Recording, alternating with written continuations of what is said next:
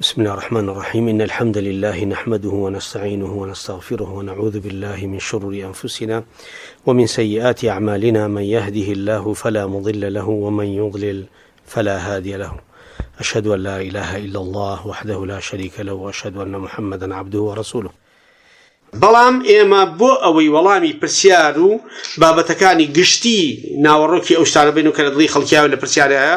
ناگە پێمان ئەوەیە کۆمەڵ قاعیدە و بنەما باسەکەین کە جوابی چەندەها پرسیار لەم قاعیدانە ئەدرێتەوە. بۆیە قەواعیدە شەرعیەکان کورتترین ڕێگان بۆ زانینی حکمە شەرعیەکان.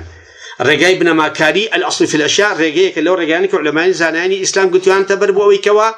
خەڵکەکە بە کورتترین ڕێگا تێگەین. ئەسڵ لە تۆیە، یعنی ئەوەی کە پێویستە پەیوەزبی پێ و لە بیرت نەچوو ئیتیمامی بیتەوە و یەدوور ما حەولە دائم بە چواردەوریاییت و ئەڕۆیت و ئەمە پارێزی ئەوە پێوتی ئەسڵ. ئێمەش لەژێر ناونیشانی ئەم ئوسوڵانە ئەم قاعیدە ئوسولیانە ئەمانە عولەمایان دایانڕشتو و ئێمەش بە کوردی 22 قاعیدەمان هێناوە. یەکەمیان بنەما لە دیاریکردن و دووری سەفەرە گەڕانەوەی بۆ عورف و ناسینی ڕێژەی زۆری ناوی خەڵکیە کە پێناسی بکەن بە سەفەر. يعني دوور و نزیکی سەفەر ئەدرێتە دەست خەڵک. عامی خەڵک لە خەڵکی پرسی بەڕای چی و زۆری گشتی و تێوەڵاوە سەفەرە بەڕای گشتی خەڵک. ڕای شاز وەرناگیرە ناو خەڵکە، چکە ڕای شاز احتیمالی کەم عەقڵی کەم معریفەیی کەم شارەزایی بێباکی کەم تەرخەمی کۆمەڵە شتێ. بەڵام کە عورف و ڕێی ئیجماعی عامی خەڵکی وەرگە کە پێدو عورف ئەو کاتە ڕێی وەرگە کە عورفی عام بە عورفی عام خەڵکەکە پێی و سەفەرە. ئەگەر ئەو شوێنە پێناسەکرا بە سەفەر ئەوە سەفەرە. ئەوە هەموو حکمێکی سەفەری دەیگرێتەوە لە کورتکردنەوە لە کۆکردنەوە لە مەسح و لە بەڕۆژوو نەبوون. بەڵام ئەگەر شوێنی ڕای جیاواز و دوودڵی بوو پرسیاری لە خەڵک کرد وتیان وەڵای نازانین هەمووی بە گومانەوە یا بە دوودڵیەوە ئەیوێت ڕێی کۆی گشتی خەڵکی لەسەر بۆ دروست نەبوو نەوعی لە نەوعەکان کۆمەڵی ڕێی بۆ دروست نەبوو یا لە عورفە یەکرا نەبوویتەوە هەر بە گومان مایتەوە کە ئەمە سەفەریانە ئەچینەوە سەر ئەسڵی تۆ. ئەسڵ لە تۆیە مقیمیە سەفەر عوزرێکی تاریئە واتە کتوپڕی و ڕووداوێکە یە بەسەتا هێشتا ناتۆ بەسەتا. ئەسڵ لە تۆیە ئەوەیە کە نوێژ وەکو خۆت بیکەی و ئەسڵ لە تۆیە مقیمیە کەواتە کاکە نوێژ نابێ کوت کەیتەوە لەو حاڵەتە. ئەو گومانە ئەمە ئەچینەوە سەر ئەسڵ. باشە اليقين لا يزول بالشك. أما يقين لا تويا بقمان إما أو يقين ناصرينه. اليقين لا يزول بالشك. اليقين لا تويا أو مقيمت كل كنوا تول مسافر ناجد لبر أو بنما لا تويا دا مقيمينك مسافر كوتا مقيمين تدريته رخصة كان سفر النادرية بهيش بوداخسني بهل نقتني رخصة كانوا ريبدلا وكانوا براسني عبادة كانوا استوبايتي براء الزمي تاكي مسلمان عبادة كانوا برز القيامة. دو قاعدة دوما بنما أصل لما نولى سفرة دياري نكراوة دياري نكردنيشيتي حتى تولى بيداويسي سفرة بيت ونيتي ما نوت نبي بأبدي چاوەڕێی تەوابوونی کارەکانەکەیت و چاوەڕێی ئەوەی بگەڕێیتەوە ئەوە تۆ مسافیری حکمی سەفەر ئەدگرێتەوە ئەگەر هەچەنێکە پێ بچێت. ئەمە قاعیدەیە وەریگرە و هەموو پرسیارێکی جواب بایەوە. بابەتی ناونیشانی مانەوە لە شوێنی سەفەرە و دەچوون لە ناونیشانی مسافری سنوردارکردنی ئەو دوو بابەتە. تۆ مقیمی یا مسافری ئەم دوو بابەتە دەگەڕێنەوە سەر ناسین و عورفی خەڵکی گشتی کە تۆ دیاریکەن لەسەوە لەسەر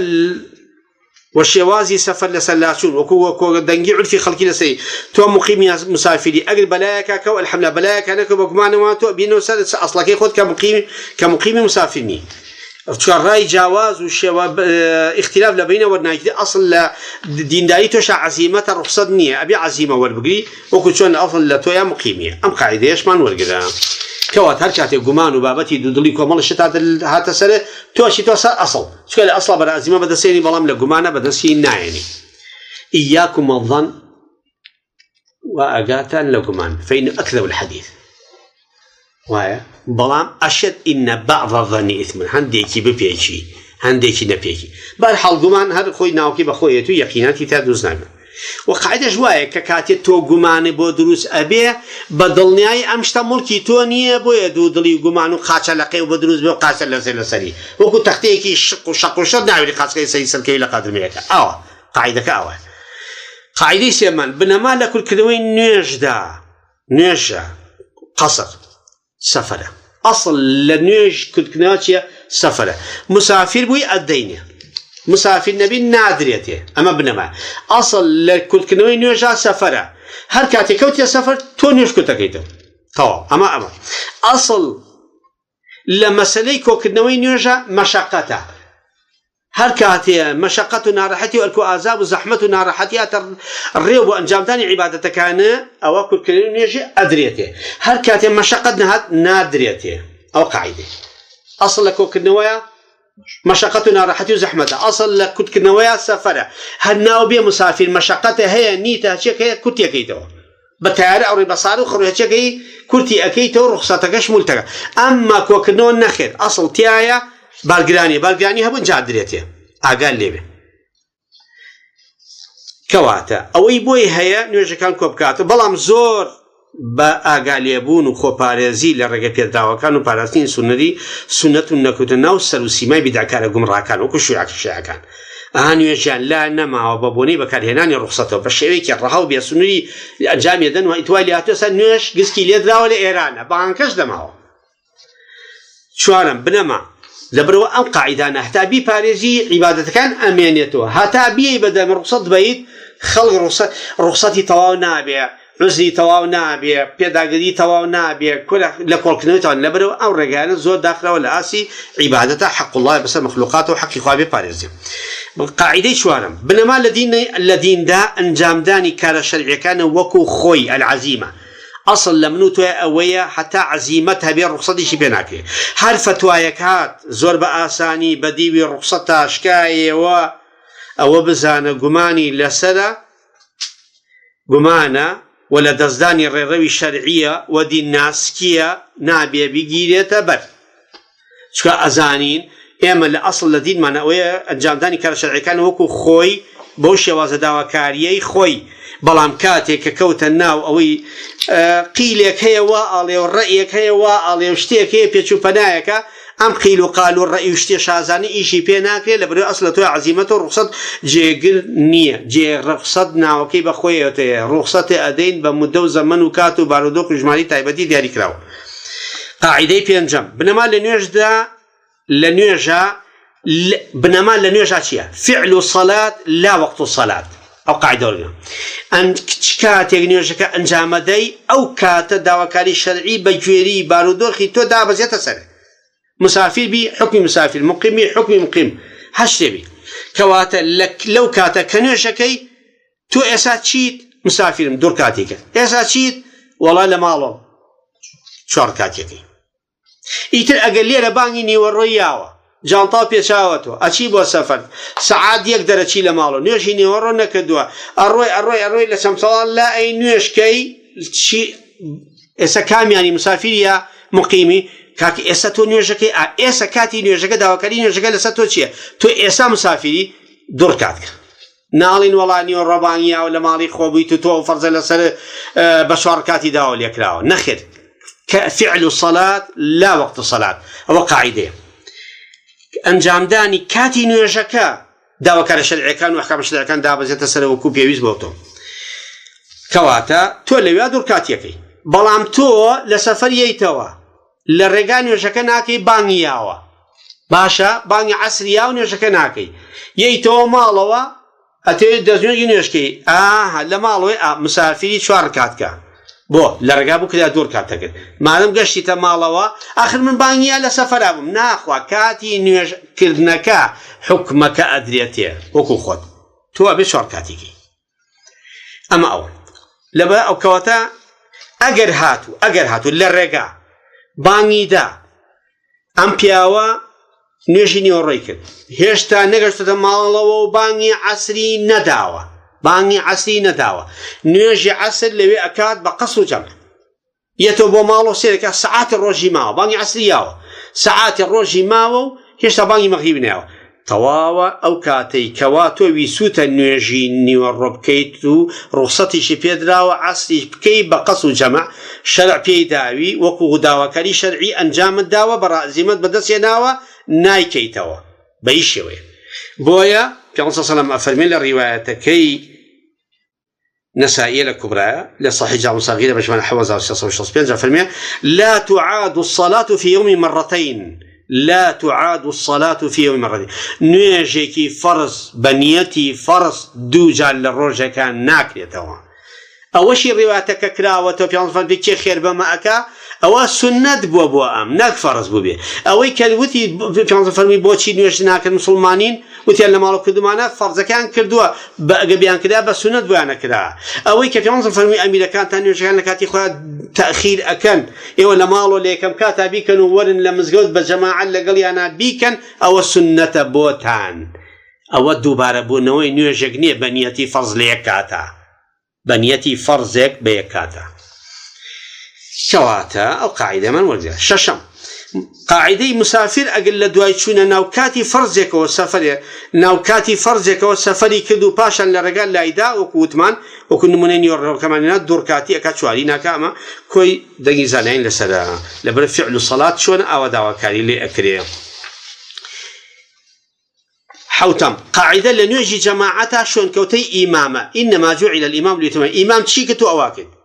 كاك توشويد إمام لتحيات أفريقيا كوتي شواركات يكي سياركات يكي باشا تشي كدوا كل أجل جمعة يشبه لأخي تحيات أفريقيا كوتي الريك أتشيد شواركاتي أكي چونك خلق بيت شواركات يكي توش شواركات يكي كواتا أم بم حالة ويا بلام أجل بفيت شوانو بود دبيت نيرجع تواب كيد أجل مسافر بويد بإمامك بحر حلوك باسمان لبروي تولى عزيمتها أجل رخصتها كواتا أصل لتويا أوي إمام تشي كرد وكو عدد شمان نيوش أي جامع أدي وكو نيت جاوز هشتم بنما لنيوشي سفر كردنا لشويني خويان دايك وناكلتو أصل لنيوشي سفر كرد كردنوي لشويني خوي واتني ورد دور كات عصر دور كات مغرب سير كات عشاء دور كات لشويني خويا ببيا جمع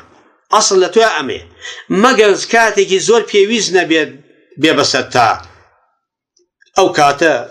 بزاني نيوجكا لمعاملة وبازار راكا لأنجاب نادي لكاتفا انجاب رخصتي في أدير جمعي كالك القصرة كواتا قصر جمع العرفي كوديا غلط عليه مناشم بو سفر قصر جمع كم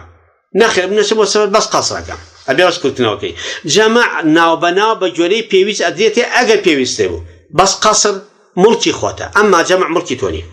كواتا بوي في عنصر سملكاتي وجولو قرانكاري سفر دا قصر جمع لنيوان مكة ومدينة قشتة مكة بس بدركاتي لشويني خويا كدوتي لمينا بس بدركاتي لشويني خويا كدوتي لعرفوا من زليفة بقصر جمع تقديم وتأخير كدوتي نويم بنما لنيجي جماعتها نيجي بقوم لمزقوتها كردنيتي أصل لتويا أول نيجي جماعتها بفوتيني مسافري مالوي جول بانك وبيا بروي واتا اگر شوي تناو مزقوت بين جماعة دكن اگر او فرجشت كردبو او هذا بيد نجا بكيتوا وكوريو ثاني كباس ما كد كبيانصن فنين فصليا معهم فانها لكم نافله روايه الترمذي بيكن لغل خلقه سنته بيو وتناند اگر نيجي كان نيجيان كو كردو توبا بيويس نزاني مثلا امام كوتي والله ما نيجي ني رؤساء جمع كين كاك بارانه بفرا واي ام بابتيك جمع يقين توش هستكي والله أمن جمعي نامي بس أمانة مالي أنا أبي بيان رايك شاول لسر رخصته أو أنا أي خوات شيب كم دواي أمام من يوش يا مزقوت درسنا كينيش جماعتكي يا يتدروا أبي بخلاف مقو نوعي لدين كاكا أصلا ويك نيوش جماعتنا فوتيه نيوشك بجمع لقلي أنا بك الإمام ضامن إمام ضامنة قناه بارة تاوان بارة قلني بيكابي أقا بيكابي تشي الحمد لله أجيتي قال تو غلطوا معلوماتك كم بوا دايم قاعدة دايم بنما لك كنوي ياخذ كنوي نيجي جمعة وعصر أمريكا كلو خلافاني كلو جنجكال ما نهاية أصل لك كنوي نيجي جمعة وعصر كنوي ياخذ كل كنوي هذا كان بقصوا جمع بك يابا جمع أصل للرداني أنبابتها الرونداني ولا سدمي في غمري خاص أصل أمريكا في عنصر بيش النبي سوا النبي نراوى نقل نكراوى لي كان يجي عصري لقل جمعة بجمع كذبه يا بقصوا جمع كذبه لسفرها نبوة وبدريجاي سدمي خليفة كان جمروينها قدر الله ونبوني بلقي صحيح روني لسر نية كنكريت كبكريت هيشي ما لسري بنفي إثبات ني ما لسري ولكن تيشو نبوني بلغا لسر نبوني عدم الدليل ليس دليلا على العدم هكذا بلغا نية لسر أوي بيانصم نيكرد به معناه أولنية نابي بكريا قاعدة أو قاعدة معناها كاتب بيانصم شتيكين معناه أولنية نكريا أو ورقدة أو قاعدة فقهية مرجنية ككاتب علي بيانصم نيكردوا يعني نابي بكريا نخير أما بلام أويك أما روينا داوا بيانصم نيكردوا الصحابة نيكردوا أما مشتر روينا داوا والروايات من لسرينية بلام بنفي إثبات أم موضوع ناخر بلايكا ونبوني بلغا لسر أويك بيانصم نيكردوا إمرج نايكن نابي ببلغا لسر تو بلي نايكم لبرو شوين راي جوازي زانانا باشوايا خو باريزي لبكريت يك بودتون للراي جوازو خلافي بين علماء بلام اگر انجامي دا اوانو جكي درستو نايكاتوا علي جائز مع الكراهه او بركي علي جائزه لسرئي هند علماء كريه مكروه يانزا قاعده يانزا مرچاو كردن لسفر دا دوري ريغاكي نك نارحت يكاني اصل لسفر اويا ريغاي سفر بيت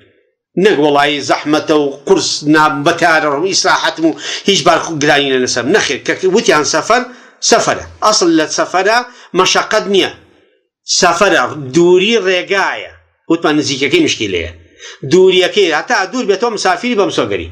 كوتا أصل للسفر دوري رجاية نقنا راحتي تا ولا نارحت بنارحت نمتو سفره جان كسكبه كاتيكي كم بيبر ياخذ بدريش بيبر حد سفره ومذهب جمهور العلماء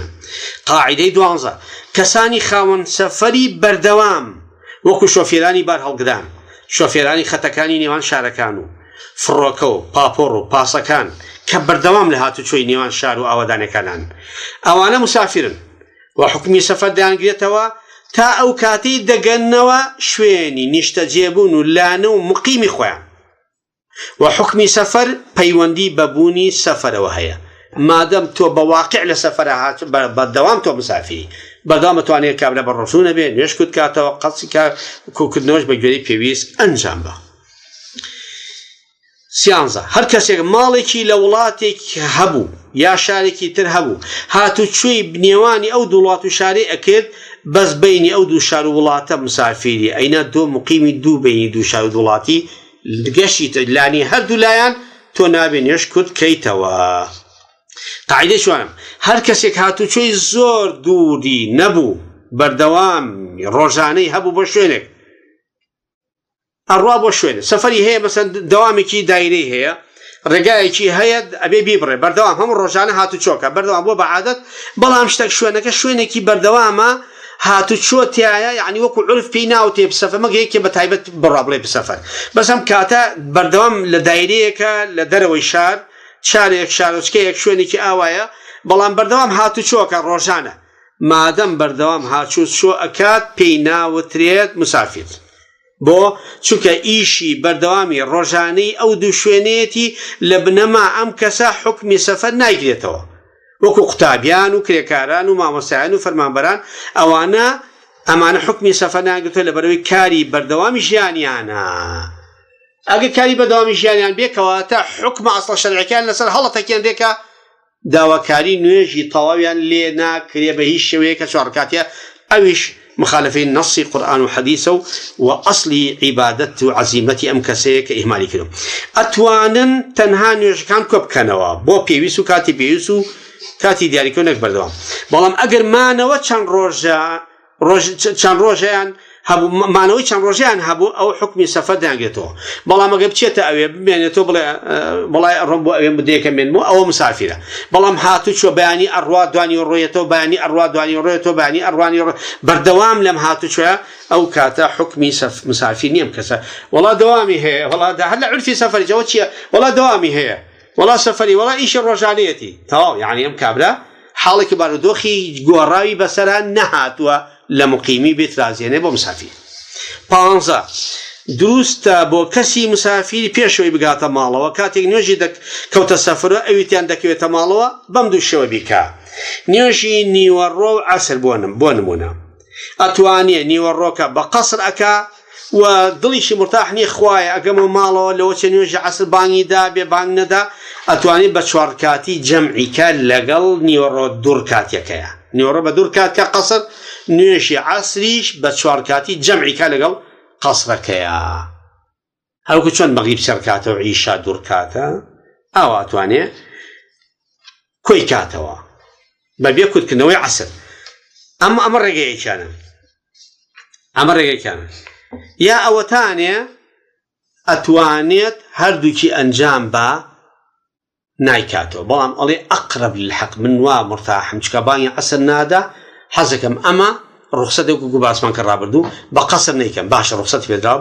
بە تەواوی بیکە بەڵام بە شێوەی جەمع یاخود ئەگەر لەگەڵ ئیمام دابوو نوێژێک بە 4 کاتی دەکات ئەوی تریان دوای نوێژە جەماعەتەکەی بە تەنیا بدەکات مەسەلەن ئەچمە مزگەوتەوە سێکەم نوێژی نیوەڕۆیە جەماعەت حازرە نابێ من جەماعەت فەوتێنم نوێژی بە جەماعەت لەگەڵ جەماعەت تاکەم 4 کاتی نیوەڕۆ ئەی ئێستا ئێمە ئەمانەوە عەسریش کەین لەگەڵ یا عەسر کاکە من و چەند کەسێکی نییە هەر خۆمم هەڵەسم قامەتەکەم دوای ئەوان لە گۆشەیەکی مزگەوتەکە نوێژی عەسر بە دوورکاتی ئەهێنم بۆ لای ئەو چواریەی لەگەڵ ئیماما کردم بە جەماعەت باشە قاعدەی 16 ئەگەر مسافرێک نوێژی مەغریبی نەکردبوو دوای خستبوو چوو بۆ مزگەوت سێکان نوێژی عیشایە حەلەکەی چییە حەلی ئەوەیە نوێژی عیشا لە سەرەتاوە لەگەڵ ئیمامایە بە نیەتی نوێژی مەغریبی کات چونکە تەرتیب واجبە پێغەمبەری خوا لە شەڕی خەندەق سەڵام کە نوێژی نیوەڕۆ لەوەتکا فەرمێ نیوەڕۆ عەسر لەوەتکا فەرمێ عەسری نەکردبوو بانگی مەغریبیە پیانسەم بانگیە قامەتیان کە نوێژی عەسری کرد ئینجا مەغریب لەوەتکا فەرمێ نیوەڕۆ عەسر بە دوایەکە کەواتە تەرتیب واجبە بە دوایەکە بکرێ ئەمە نیەتی نوێژی مەغریبی لێنێ لەگەڵ ئیمامە ئەڕوا گەشتە سێر کاتە دانیشە تەحیاتە خوێنێ بە پەلە و سەلامە داتەوە و هەوڵەدا فریای آخر کاتی عیشای جەماعەتەکە بکەوێ و بە نیەتی عیشا ئەو نوێژەش بە جەماعەت لەگەڵیانە بکەو تاو بەڵام هەڵەسێتەوە چەند ڕکاتەکە 4 رکات لەبەروی متابعی ئیمام واجبە و حتا ئەگەر بۆ جەمعیش بێ ئەگەر بۆ جەمعی بێ و مسافریش نەبێ بەڵام مەغریبی نەکردووە هەر جەمعیان کردووە ئەمان هاتۆ مەغریبەکە و تەحیاتە خوێنێ دوای فریاکیوە ڕکاتێ لەگەڵ ئیماماکە عیشاش بە جەمع لەگەڵیانە ئەکات بەڵام ئەگە فریان نەکەوت بە تەحیاتەوە تاوای کردو لە دەستی چۆ کاتە کاکە جەمع بۆ نییە تا ئەوان سەلامیان داوە تۆ سەلامەت داویانەوە کردبوو وەڵا ئاخر ئەوان جەماعەت نوێژی مەغریب و عیشایان بە جەمع کردووە منیش مادەم تۆ فریای جەمعەکەیان نەکەوتی بۆ نییە جەمعەکەی بڕۆ بە تەنیا بیکە مەگەر خۆت بزانی لە 100 بۆت ناکرێ مەجبوری جەمعێکی ئینجا وساکە ئێستا لە باسی جەمعیانە کە ڕوخسەتی تاکە کەسیە حەڤە ئەگەر مسافر نوێژێکی لە بیر چوونەی کردبوو لە کاتی نیشتە جێبوونیدا مەسەن لە ماڵەوە نوێژی نیوەڕۆ بانگی دوێنێ نوێژی نیوەڕۆی بیر چووە بیکە کاتێ بیری ئەکەوێتەوە لە سەفەرایە و لە مەغریبایە لە عیشایە بۆ سبەینێ لە سەفەرە بیرکەوە باشە خۆ من دوێنێ نیوەڕۆ بەشغوڵ بم نوێژی نیوەڕۆم نەکرد لە سەفەرە ئایا ئەو نوێژەی دوێنێ کە لە ماڵەوە بووە بیری چوە بیکە ئێستا ئەوێ بیکاتەوە چکە من نام عن صلاة أو نسيها فليصليها إذا ذكرها ئەگە خەوتبوو یا بیری چوو بە ئەو کاتێ بیری کەوتە بیکە ئێستا بیری کەوتەوە ئێستا واجبە لەسەری داواکار شەرعەکەوێ مادەم ئێستا بیری کەوتەوە ئێستا واجبە لەسەری کەواتە ئێستا چی بکات ئەو کاتە چی لەسەر فەرز بۆ فعل سەڵات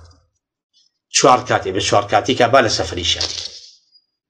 چکە لەو کاتە داواکاری نوێژەکە لەسەر تۆ 4 بووە نەک 2